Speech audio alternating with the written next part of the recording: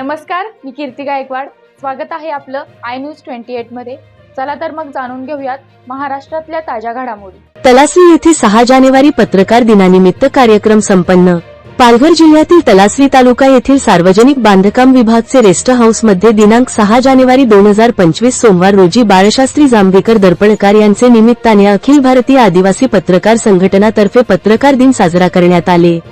यावेळी तलासरी तालुक्याचे तहसीलदार पोलीस निरीक्षक मुतड, काशीनाथ चौधरी, नगरसेवक वरिष्ठ पत्रकार कर्वे, पाटकर व अनेक मान्यवर पत्रकार उपस्थितीत भव्य 6 जानेवारी पत्रकार दिन साजरा करण्यात आले.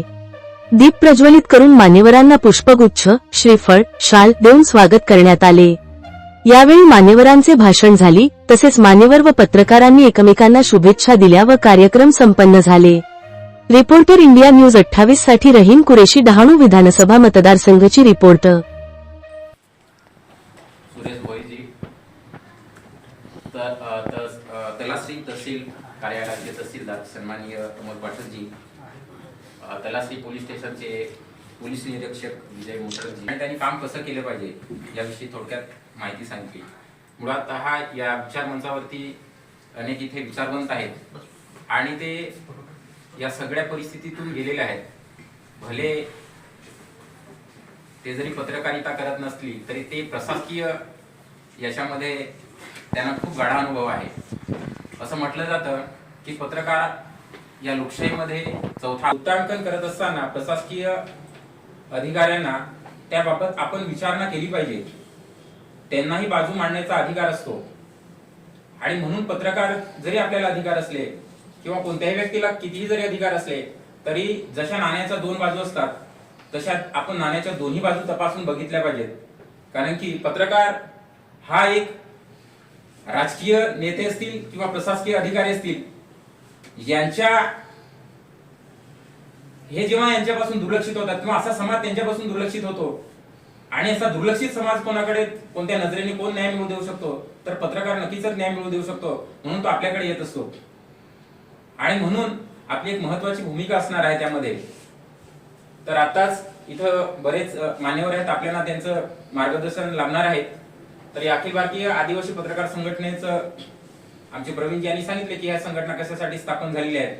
तर केवळ ही आदिवासींसाठी संघटना नाही आहेत, तर नवोदित पत्रकार आणि जो नवीन पत्रकार तयार होत आहेत, जात धर्म पंथाच्या पलीकडे हा पत्रकार असतो. पत्रकार ही कोणत्याही विशिष्ट जाती किंवा समाजाचा नसतो आणि त्यांच्यासाठी संघटना यापुढे काम करत असणार आहे. ही संघटना संपूर्ण भारतभर, आपली संघटना रजिस्टर्ड आहे, संपूर्ण भारतभर काम करणार आहेत.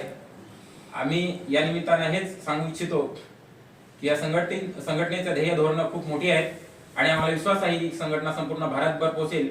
आणि मांडत असतो की पाटकर सरांची नंतर माझी ओळख झालेली, ती कशी झाली तेही तुम्हाला सांगतो. आणि मी हे काम करत असताना माझ्या समाजामध्ये एक 16, 17, 18 पाड्यां मिळून एक जर ट्रान्सफॉर्म असू शकतो आणि जो ट्रान्सफॉर्म साधा एफएम पण चालू शकत नाही, टीव्ही तर दूरची गोष्ट आहे. वणी माझी गाव. तर विचार करू शकतो की जेव्हा एखाद्याचं मयत जर झालं तर दिवस रात्र काढायची कसं, हा माझ्यासमोर प्रश्न पडतो.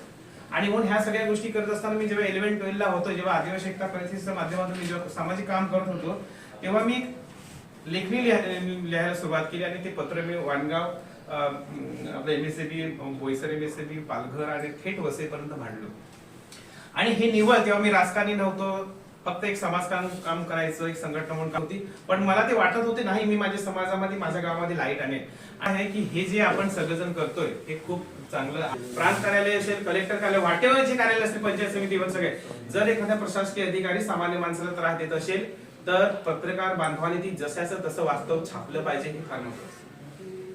आणि ह्याच्या उलट ही सांगतो की एखाद्या नागरिकाने जर जाणून बुजून पोलिसांना अडकवत असतील, तहसीलदारांना अडकवत असतील, प्रांताला अडकवत असतील, वाटेवर प्रशासकीय अधिकाऱ्याला अडकवत असेल, तरी सुद्धा प्रांताने पत्रकार बांधवांनी त्यांची सुद्धा बातमी घेतली पाहिजे.